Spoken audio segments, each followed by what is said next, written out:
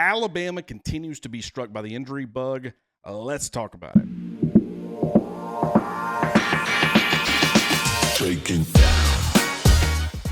What is up, everybody? Clint Lamb with A to Z Sports and Cover Crimson. So unfortunately, Alabama's defensive line has suffered yet another devastating blow with the season-ending injury to Jeremiah Beaman. Now, that news was initially reported by Charlie Potter, or the possibility of a season-ending injury, but that has since been confirmed by Alabama head coach Kalen DeBoer. And not only is this unfortunate timing for Beaman, but this is very unfortunate timing for Alabama, because Tim Keenan has been injured and already had to miss the first game against Florida State. He was the starting nose tackle. Jeremiah Beaman was his backup, but with Keenan out, Beaman was asked to step up in his place. He started against Florida State, and while there was quite a bit of rotation, Beaman did see a pretty healthy amount of snaps with 21.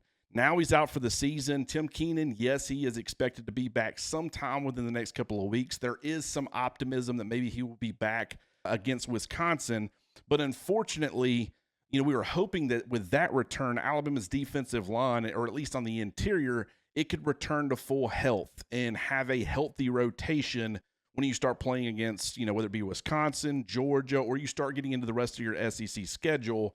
And so while you are getting Keenan back at some point in the near future, you've now lost his primary backup, a guy who played 17 snaps against Michigan in the bowl game last year, finished the year strong, and then played 21 snaps against Florida State in the season opener and started the game at nose guard. But, I think the number one thing that we need to be talking about is, where does Alabama turn with this injury to Beaman? And we'll start with what happens this weekend against Louisiana Monroe, because we know Tim Keenan is not going to be available either. But we'll also kind of look ahead a little bit, see what it looks like for maybe Wisconsin, but more than likely Georgia is the safer assumption as far as when they're going to get Tim Keenan back. But as far as what it's going to look like against Louisiana Monroe, you're probably going to see quite a bit of London Simmons, the true freshman, and also redshirt freshman Isaiah Faga. Both of those two guys played quite a few snaps against Florida State on Saturday. London Simmons actually played 22 snaps, which was one more than Beaman. And then Faga also got 21 of his own. And what I found interesting is, despite the fact that Faga is only 296 pounds, he's sub 300, 15 of his 21 snaps were spent as a 0 or 1 technique nose. When you look at London Simmons, who's a little bit bigger, 6'3", 303 pounds, he had a similar snap percentage playing as a 0 or 1 tech.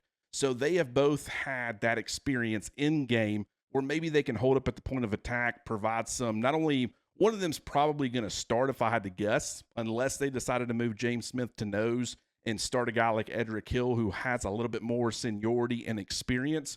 But if they decide to continue to have James Smith as their primary 3 technique, you could see Simmons or you could see Faga, either one. But I thought both Simmons and Faga played pretty well against Florida State. Don't think that either one of them did anything spectacular. Obviously, neither one of those two guys are going to be Tim Keenan, but they both provide something. It's a little bit different, but they both have value. London Simmons is a powerful guy, not the biggest at 303 pounds, but he's currently he's the only 300-plus pound defensive lineman who's healthy. And then obviously when you get Tim Keenan back, you'll have 2. But with Beaman being out, he was 314 pounds. You're starting to get a little bit short as far as the size up front defensively. But Simmons, he's, like I said, he's a powerful guy. He does provide some, he's stout at the point of attack. But also you look at a guy like Isaiah Faga, he's 6'2", 296 pounds, doesn't really have that prototypical nose build that you look for, but he is squatty. That does help as far as giving him some natural leverage on those interior offensive linemen, but also, he's quick off the snap. I think he can be a guy who can cause some issues, a little bit of disruption on the interior. We saw both of them against Florida State.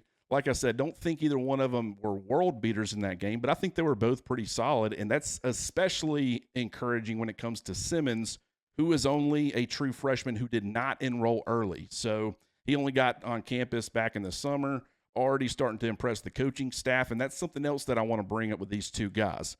This is the amount of snaps that you're going to see them play, whether it be against Louisiana Monroe or beyond. Yes, that will somewhat be due to injuries to guys ahead of them, but it's also, we were hearing buzz about how both of these guys were performing long before these injuries started. So they had made an impression, but right now, You already had a redshirt freshman in Jeremiah Beaman, another redshirt freshman in Isaiah Faga, and a true freshman who were trying to fill that void left behind temporarily by fifth-year senior Tim Keenan. But, obviously when Keenan's back, you'll have one player who's been around for multiple years, but you're now losing Beaman. So that's unfortunate. Depth definitely takes a hit. You cannot afford any more losses on the interior defensive line, but I still think Alabama's got a pretty good rotation. And when you start throwing in those three techs, obviously James Smith, he can provide some snaps as a nose. You probably don't want him there too much, but he's powerful enough. Definitely provides a lot of run-stopping ability, but you want to have him be a flexible option up front. Edric Hill, undersized, 6'3", 284 pounds. You got a guy like Kelby Collins who played a little bit. Don't know what his deal is, but we just haven't seen as much of him as maybe we were expecting. And then you've got Steve Boomois, who could also maybe provide some snaps, but he's still extremely raw. Don't think he's ready right now. We'll have to wait and see how it ends up looking. But either way, losing Jeremiah Beaman for the season is a devastating blow to the Crimson Tide.